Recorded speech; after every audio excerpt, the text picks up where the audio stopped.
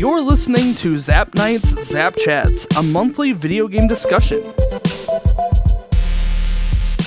Hey guys, and welcome to another episode of Zap Chats for May 2021. I'm your host, Danny. And I'm your co-host, Kaylee. Kaylee, how's it going? Good. Good. How's it going for you? I came down with a cold. Gosh dang it, man.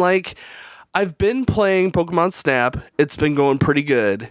And then, I was playing on Tuesday that evening, and my eyes are watering, and my nose starts to run, and I'm like, guys, I gotta stop. I can't keep streaming. I can't even keep my eyes open. So yeah, I cut that stream off a little bit early, and then I didn't stream on Thursday. And so hopefully by Monday I'll be feeling better. I'm definitely feeling a lot better than I was on Tuesday. So by Monday I'm hoping I'll be feeling better to be streaming again. But yeah, I've been playing Pokemon Snap and that's been going really good. I love that game. It's so cute. Yeah, it's been a lot of fun. Have you unlocked everything? I don't know. I feel like I unlock a bunch of stuff, and then they're like, guess what? There's a whole other island. I'm like, oh, okay then. Yeah, I'm in the same boat. It's a pretty easy game to just kind of play, for 10 minutes and then put it down. Just casually. Yeah, I like that about it. But, also, I want to replay the same levels over and over and over again, and I feel like that might be boring from a Twitch perspective, but I've kind of gotten to the point where I don't really care. I'm just gonna keep replaying the same levels, and if people are not that anyone's in there watching me, so there's that, but if someone were to complain, it's like, yeah, well, I don't care. This is what I'm doing. This is how I'm gonna play the game. And honestly, that's how it's meant to be played. It's meant to, you play the levels over and over again and see the differences, and you find the new trails, and you find, it's fun. It's fun to discover the new things. Well, definitely, if you liked the original Pokemon Snap, you're gonna definitely like this game. Yeah, it really is. They took the Pokemon Snap as the base game and just evolved it, and that's exactly what this game needed. Yeah. The same base game, just better. That was a nice Poke pun. I didn't get it. You evolved. Haha. Evolved. Didn't even realize you did it. I know. Oh yeah, it's been a lot of fun. You been playing anything else other than Pokemon Snap? Not really. It's been it's been chill. Been pretty much just playing Pokemon. Yeah, after coming off of Final Fantasy IX, it's been nice to just kind of relax and not, stress over it and just, hang out. I will say, I felt a little blue after we beat 9. Just because it's over? I think so. I kind of want to download it again and try and do the trophies and stuff.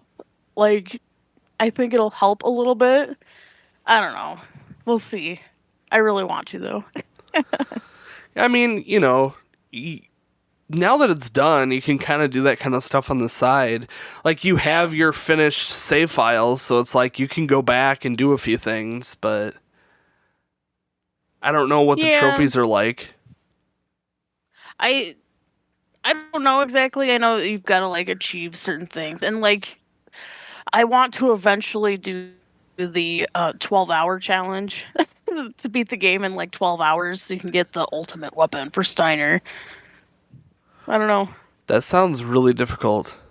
I'm sure it is. And it wouldn't be difficult on the game that I have, but the game that I have doesn't have trophies and stuff. I would have to get it off Steam or something. Oh, I see.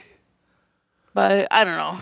I say all this and then I'll never do that. So yeah.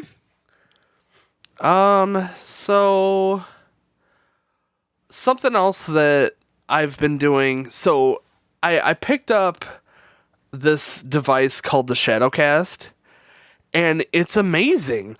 Like, I wasn't expecting it to be this cool. So what it is this, like, it's a little device that you plug in to your computer, and it's got an HDMI input, and it's like the Elgato, just like small and cheap. I think I paid less than $50 for it.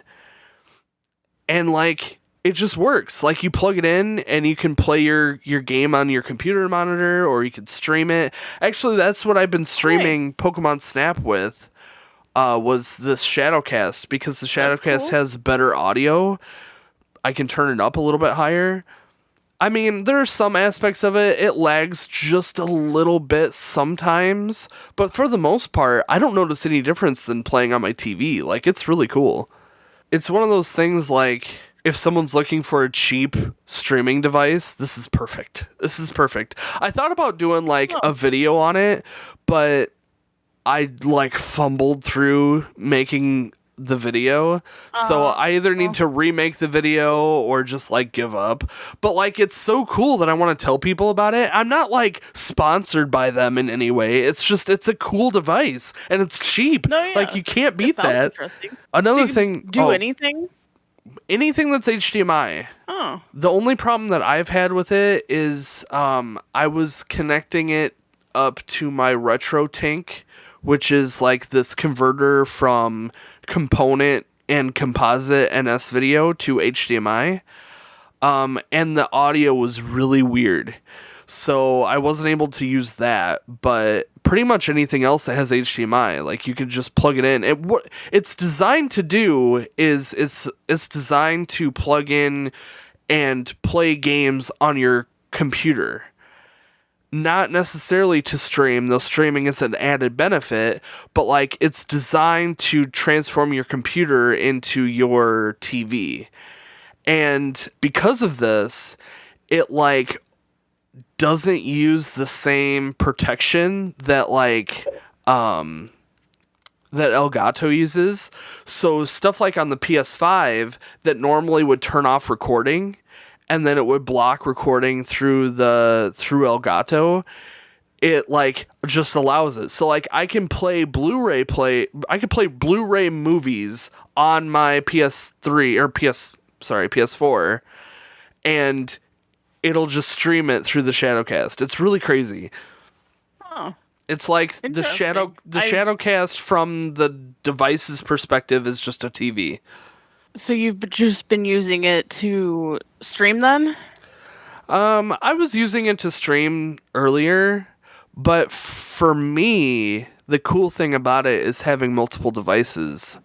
So, like, if I do end up getting, like, a higher end camera, I could use that to capture my camera through HDMI instead of having, because Elgato, the older versions of Elgato, you can't have multiple Elgato devices at the same time. So I was doing this crazy workaround where I had one Elgato hooked up to one computer and then the other Elgato on my main computer, and then I was, like, video sharing from one computer to the other, and there was, like, a super amount of lag and it looked terrible. So this is, like, a cheap alternative to having two streaming devices on one streaming computer. So for me, I could do, like, one camera on the Shadowcast and have, like, the system on the Elgato or whatever, however I want to play it. But it's also, like, super portable too. So, like, there's there's that. I don't know. It's just, it was something that came across on Indiegogo for super cheap, and I'm like, this sounds cool. It sounds too good to be true, but I'll try. And then I did it, and I'm like, this is kind of amazing. I think this is going to change a lot. I think it's going to open the door for a lot of people to be able to stream. And that's something that a lot of people need, because the Elgato is pretty expensive, where this is, like, half the price, if not more. You know, the Elgatos anymore, the newer ones are, like, $150 at least, where the Shadowcast is $50. Like, it's cheap. Yeah, I had no idea. I don't know anything about you are the tech side of everything, so I have no idea. Yeah. Well, it sounds cool. Yeah, it's pretty cool. It is pretty cool. Do you think that's a better alternative? Like, do you think that if people are going to start out streaming that they should go for that option. Absolutely. I mean, if you're going to start off streaming, the biggest thing you want to go for is cheap and easy. There's no reason to put a ton of money into backdrops and cameras and microphones when you are just starting off. Like, you know that it's going to be kind of crappy, like your biggest goal when you're first starting off streaming is to figure it out. Like, figure it out if it's for you, two, if you can do it, and if you like it and you keep up with it, then invest in it and buy a better microphone, buy a better camera, buy a camera. Like, some people don't even use a camera, and there's nothing wrong with that, but like, as you grow and as your channel grows, Yeah. You can invest in it and do better and have a better production. So something like the Shadowcast, the quality might not be amazing, but when you're first starting off, that doesn't matter that much. Like, for me, I honestly don't know a difference between the Shadowcast and the Elgato. Like, maybe some frame rate drops here and there, but that's not that big of a deal when you're streaming and you got frame drops anyway. So, maybe something that needs like super precise button inputs, but I mean, Pokemon Snap has been just fine. So I don't know. I don't know if I'll use it for other stuff too, because I very well might.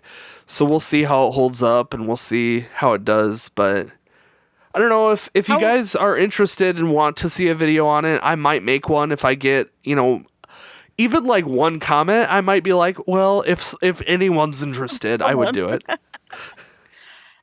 How to kind of go back to Pokemon Snap a tiny bit, I was wondering how Pokemon Snap, or how is it streaming for how the photo stuff works? It's okay. Would you think it would work better if you were like holding the whole system, since it's also motioned? You can move your camera around. Yeah, when I first started to stream it, I wanted to use the motion thing because I feel like that's easier. But streaming wise, it's way too jittery. So like, someone watching me play, the screen is like constantly jittering because my hands are always moving a little bit. So like, it's got a motion sickness element to that, even though it kind of has a motion sickness element to it anyway, especially if you're watching the stream and not playing the game. So like, as you're moving the camera around, it is like fast movement, and I'm going, left and then right and then left and then up, and then I'm spinning around. So there is a motion sickness element to that anyway. But I think even more so if I had the like motion sensing on. Oh man, I made the mistake of trying. We had to go somewhere out of town, or in town, but around town. And I took my game with me to like play around or two, and that was a mistake because by the end I was nauseous, and I don't really get car sick, so. And it wasn't terrible, but I'm pretty sure if I continued playing, I would have gotten full on like sick from playing Pokemon Snap while we were in a moving car.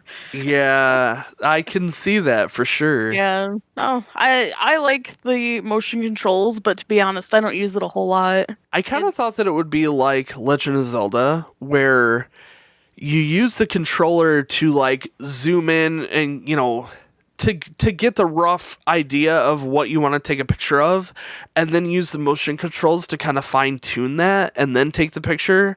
But to be honest, stuff happens so fast that it doesn't really matter. Like, you get close to, it's like, ooh, there's a Pokemon, you just snap as much as you can, as fast as you can.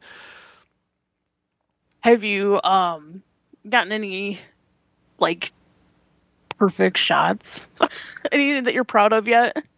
There's a couple. I can't really think of them off the top of my head, but there's a couple that I've taken that the points are over like 5,000, and like the good scores, like the top tier scores are like 4,000 range, but like, yeah, there's a few shots that I've taken that are up over 5,000, which is kind of crazy. I think the only ones I have over 5,000 are the the big Pokemon that you're supposed to be taking pictures of. Yeah, I think that's the first one that I had, but I have another one that is over 5,000 that is not one of the Lumina Pokemon. Oh, nice. I'll be excited to see some of them. The only other thing that I can think of to talk about, and this might stem some more bunny trails of conversation, but we just released a video on our YouTube channel of the game room walkthrough, and that video is doing like abnormally well for our channel.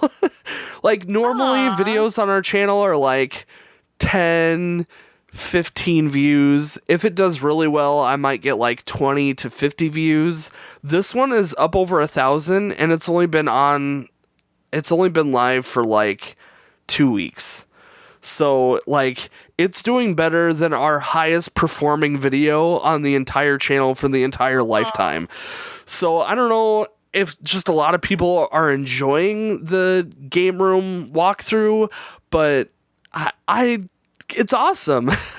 There's been a ton of subscribers from it, and it's just, I don't know, it's doing good. So Nice. if there's new people that are listening to this because you found that video, thank you. And what is it? What is it that drew you to it? Like, I don't know. I can't say that I sit around and watch other people's game room walkthroughs. I really just did it because there were a couple people in Twitch that were like, hey, I really would like to see the rest of your game room. And I'm like, yeah, I can throw a video together real quick. And like, it wasn't a big production thing. I just used my phone. I went around the room, looked at a few things, and that was it. Like, super simple and easy. But apparently, a lot of people like that. Maybe I like seeing some pictures of people's like setup and stuff, because some people do some really amazing stuff. I think that's what this is too. Amazing. It's like, maybe it's to draw inspiration for your own game room. Like, hey, what are like, I want to build a game room. Yeah. What are other people doing? And so, you know, for me, I have a couple neat things that I've done that maybe other people don't really do. I've seen a lot of people have like all of their systems plugged in at the same time, and I did that for a while. But it turned out that like I had all these systems plugged in, but I only played like maybe 2 or 3. So why plug them all in? I would rather display them than to have them all plugged in with all the wires and crap. So that's why I changed it to be this like, okay, they're on display, but all the wires are easily accessible so that if I want to play it, I can just pull it off the shelf, grab the wires from the bucket above, and be ready to play in a couple minutes. You know, yeah, it's slower than instantly being ready to play, but still, like, you know, like I never play my Dreamcast, but if I want to play my Dreamcast, I could be up and running in like 5-10 minutes versus, you know, having it sitting and plugged in, and I don't know. It works out for me. Yeah, I understand it. No, I think your room's amazing. Well, thank you. I wish you could come into my house. I mean, we've put a lot of work into it, and in the video, I talk about the video that we had done a few years prior to that, and I actually linked it in that description. And like that video, if you watch that, it's like from 2017, 2018, something like that. It's like significantly less. Yeah. But we've recently put up like all these shelves to display all the we put up shelves to display all the games on the walls, and like that changed everything. And we've gotten a lot of games, you know, in the past 3-4 years, so it makes sense. Well, I mean, I remember at your house before this, your dinky little game. I mean, it's dinky thinking about it now. It wasn't dinky at the time, but your little bitty game room back in the day. I mean, back in the day, it was more just like an area to display stuff, because I never really had that before. Like, I had just moved into my house. I wanted space to display all of my game stuff, but I also wanted space to like play them. So like, I wanted to build this game room, and then it was just a little corner in like one side of a room, and then it's like, well, we're getting a lot of stuff, and I'm liking this, you know, concept. Let's move to the basement. So then we moved to the basement, like had a bunch of shelves on the wall, had all the systems plugged in, and I'm like, okay, this is awesome, but like, I'm outgrowing this even. So then we moved into the new house and like we dedicated an entire family room to the game room. And it's, we're kind of starting to outgrow that too. Yeah. I mean, we never really will because eventually we'll change it up and we'll do something to make it work. But, it's neat to see that evolution. And we have pictures of all the game rooms before. So maybe at some point I'll do something with all of that and put it together so people can see it. But yeah, I mean, it's neat to see the evolution as it's grown. Just really every year or so it changes quite a bit because, we want to do something different. Yeah. So do you have any other immediate plans? I think the biggest thing that we're going to have troubles with is the PS2 collection and the Wii collection is almost maxed out. And we're nowhere near collecting them all. So, like, the only thing we can do different is to pull the sports games off the wall, which we've already done a few of them. Like, I'm never going to play the Madden series. So Madden comes off the wall and goes into, like, a bin, or I think right now it's in, like, behind a bookshelf or something like that. Or, like, in the back of a bookshelf. But, like, that's it. Like, once all that's down, there's nothing else we can really do. We're kind of thinking about selling the Xbox collection, too, just I never play it. And a lot of that stuff I can play digitally, so it's like, I don't know. That's a struggle that I'm having right now is, do I want to commit to going all digital and, like, sell a lot of my physical games? Because they're going for a lot right now. But, like, are those prices going to move up? Or, are they going to lose value in, like, 10 years? Because everyone's gone digital. Like, I don't really know. So that's a struggle that we're going through right now. Like if I want to go digital or not, because if I go digital, I'm going all in. I'm not going to do just Xbox. I kind of would do my entire collection. So I don't know. Right. Put a lot of money into that. Yeah. I mean, right now it's valued at like 60,000, which is insane. Cause I know I didn't put that much money into it. I mean, that's like half the price of my house. Wow. But I mean, like, we found most of these games at thrift shops and garage sales, and, we've traded extras to get a lot of these. Like, I'll buy a lot of Nintendo stuff, and I'll pull out the games that I don't already have, and then turn around and sell the extras. And then the money that I make from that sale I'll turn around and put that back into more games. So, like, I'm always selling and trading up and building my collection off of a smaller investment that I made, years ago. Mm-hmm. So from that perspective, it's made the growth of the game room really cheap. But like right now I'm buying new games, and those new games are just sitting on the shelf because we don't play, we only play 12 games a year. Like a lot of those games that I buy with the intentions of playing, I don't have time for. And we'll get to them eventually, maybe. But, Do you ever think we'll play sports games? No. Nope. I mean, we might play some of the more popular ones, like maybe Mario Sluggers or like Mario Tennis or something like that. But I don't really know. I don't know if I can make a whole episode on, it's baseball. Like, how do I do that?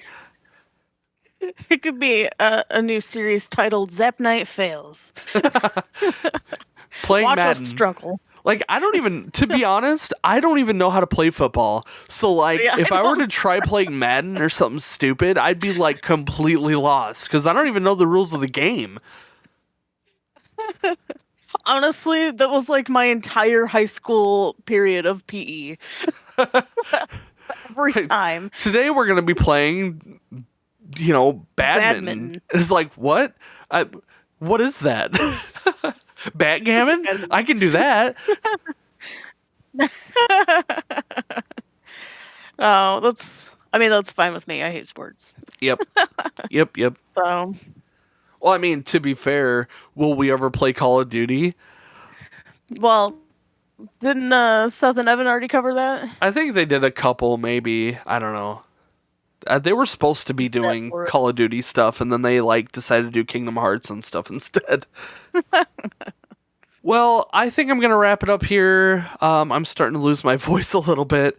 Hopefully by Monday I'll be feeling better. But yeah, short and sweet today. I don't know. You got anything else you wanted to talk about, Kaylee? No, pretty easy mode week this month. Yeah, This yeah, month. that's true. Yeah, so our next podcast episode will be on June 1st, and that'll be for Pokemon Snap. I'm pretty confident that we're going to have it beat by then. Yeah. And then after that, we're going to be playing Resident Evil 2, so I'll be playing that with Jinx, so that'll be a lot of fun. I'm really excited for that. But yeah, guys, thank you all so much for listening to this episode of Zap Chats. Sorry, I have a cold. And we'll talk to you guys next time. Bye.